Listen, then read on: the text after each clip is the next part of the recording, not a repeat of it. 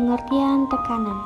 Tekanan dalam bahasa Inggris disebut stress, adalah aktivitas seluruh organ bunyi atau speech organ di waktu yang bersamaan. Adapun menurut Kamal Bashar, tekanan adalah pelafal satu suku kata pada sebuah kalimat dengan pelafalan yang paling jelas dan yang paling nyata. Maksudnya itu, pelafalan antara satu suku kata dengan suku kata yang lain itu berbeda-beda. Ada yang kuat dan ada juga yang lemah. Maka, bunyi atau suku kata yang ditekan itu dilafalkan dengan memberikan proporsi pelafalan yang lebih banyak dan alat ucap dituntut untuk memberikan kekuatan lebih dalam pelafalannya. Contohnya yaitu perbedaan antara kuat dan lemahnya pada suku kata lafadz doroba. Suku kata pertama do diucapkan dengan tekanan lebih dibandingkan dengan suku kata roba.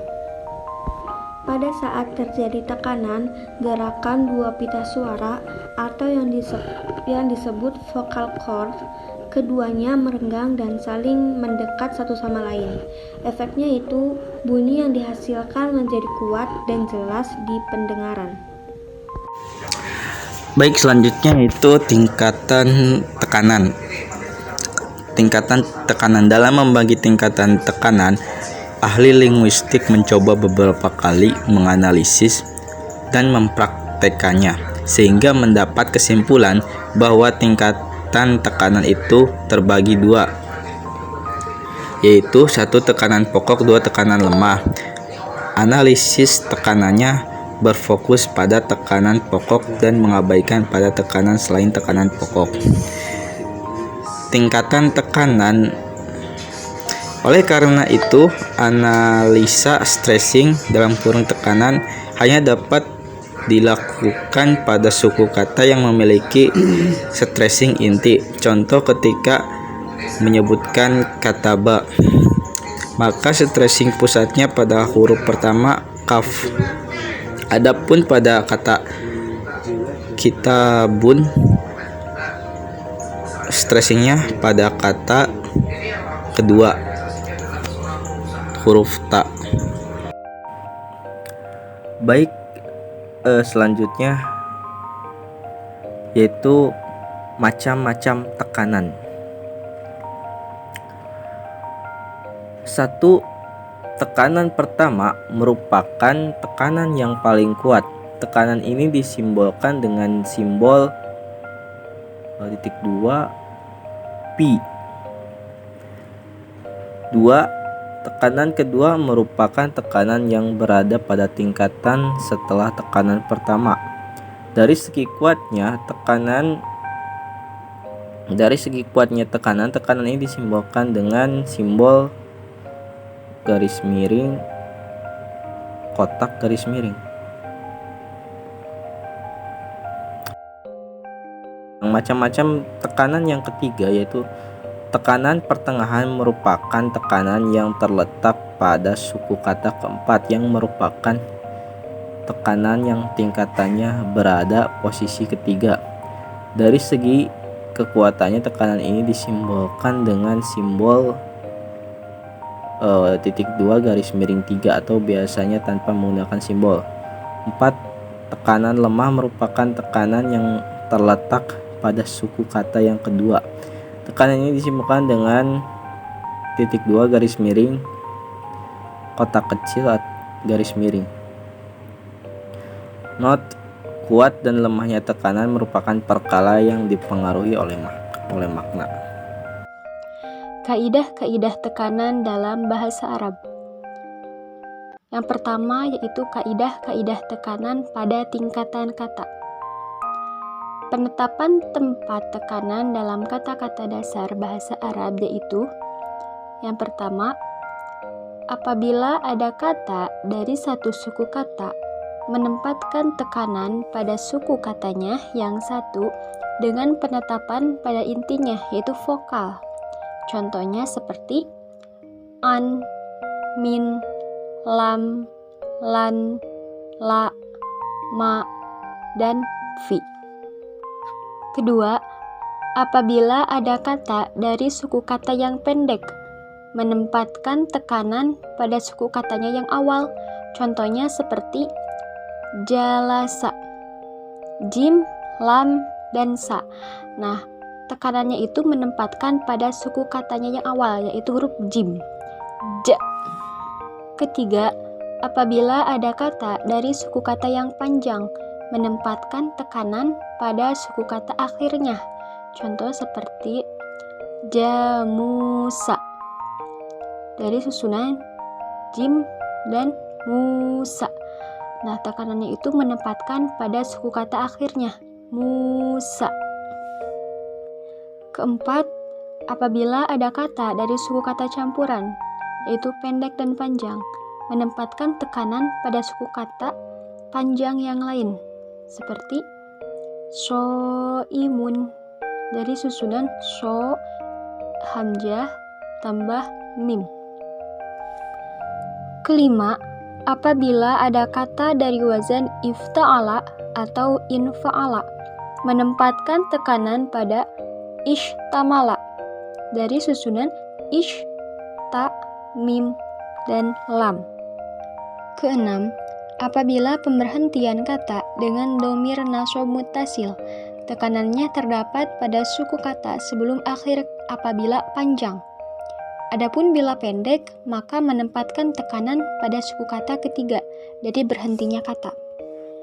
Contoh, irtakabtaha, suku kata sebelum akhir, berarti kata ba dengan ta.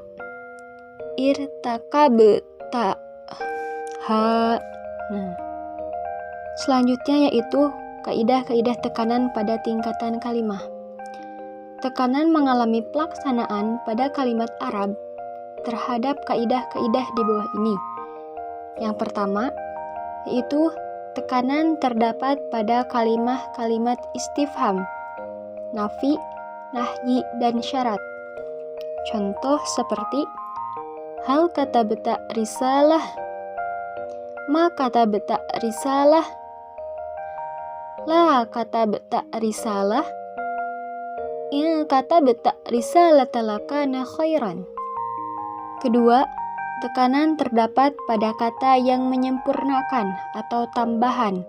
Contoh seperti fahasiba, faqat.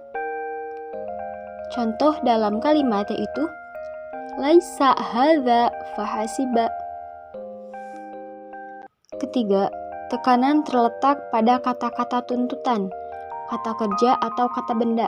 Contoh seperti ittaqillah. Keempat, tekanan terletak pada mubtada atau khobar yang menurut konteks bahasa menerima kalimat di dalamnya. Contoh seperti Muhammadun fil baiti. Nah, tekanan terdapat pada mubtada apabila kalimat ini positif, menjawab pertanyaan siapa di dalam rumah, maka jawabannya Muhammad fil bait, Muhammad yang ada di dalam rumah. Kelima, tekanan terletak pada kata atau kalimat yang menguatkan maknanya. Contoh seperti ishtara Muhammadun kataba al-lughah ams. Nah, tekanan terdapat pada kata awal yaitu ishtara. Untuk menguatkan fi'il ishtara, bukan fi'il al-bai'a atau al-isti'arah. Kemudian, kaidah-kaidah tekanan dalam bahasa Arab secara umum. Yang pertama, kata-kata pada suku kata yang pertama. Suku kata pertama yang menunjukkan suara diam, termasuk pada tekanan kuat. Kedua, kata-kata pada suku kata yang kedua. Suku kata yang kedua dikatakan memiliki tekanan apabila termasuk dari jenis yang panjang atau salah satu serangkai. Ketiga, suku kata yang ketiga. Tekanan terletak pada suku kata yang akhir jika termasuk jenis panjang dan serangkaian. Keempat, suku kata yang keempat. Tekanan terletak pada suku kata yang akhir jika termasuk pada jenis panjang. Baiklah, penjelasan selanjutnya yaitu tentang posisi tekanan dalam bahasa Arab. Ada beberapa poin dalamnya, yaitu diantaranya yang pertama, poin pertama yaitu untuk mengetahui posisi tekanan dalam kosakata Arab, pertama kali dengan melihat suku kata terakhir. Jika sebuah kata itu tersusun dari 4 atau 5 suku kata, maka tekanan berada pada suku kata terakhir itu sendiri. Kemudian poin kedua yaitu jika tersusun dari 2 atau 3 suku kata, maka dengan melihat suku kata sebelum suku kata terakhir, dan disitulah tekanan itu terletak. Kemudian poin ketiga, jika hanya tersusun dari 1 suku kata, maka tekanan terletak pada huruf pertama. Poin keempat, tekanan tidak akan pernah berada pada suku kata keempat, dihitung dari akhir kata, kecuali dalam satu kasus, yakni ketiga suku kata sebelum terakhir itu sejenis. Masih ngebahas tentang posisi tekanan dalam bahasa Arab. Tekanan dalam kalimat di mana si penutur memberikan stres pada salah satu kata dalam kalimat yang diucapkannya, dengan maksud memberikan kesan khusus yang membedakannya dari kata-kata lain dalam kalimat itu sendiri. Tujuannya sangat banyak, yaitu diantaranya penekanan perihal arti pentingnya atau isyarat akan muatan khusus di dalamnya. Pesan yang dikandung dalam kalimat terkadang berlainan seiring dengan perbedaan kata yang memperoleh stres. Tekanan dalam kalimat itu amat populer dalam banyak bahasa di dunia ini. Kemudian, perpindahan tekanan. Tekanan bisa berpindah mengikuti pada beberapa suku kata dalam setiap kata. Begitu juga tekanan pada tingkatan kalimat, yaitu tekanan berpindah dalam satu kalimat dari kata yang satu ke kata yang lain, tergantung pada makna yang ingin dikuatkan oleh pembicara. Contohnya seperti Qomaro Muhammadun Kitaban. Di situ kan menempatkan tekanan pada kalimat awal, yaitu fiil. Menguatkan bahwasannya pembahasan dia itu bacaan atau qiraah dan bukan tulisan atau kitabah, dan bukan juga perkataan atau kalamah.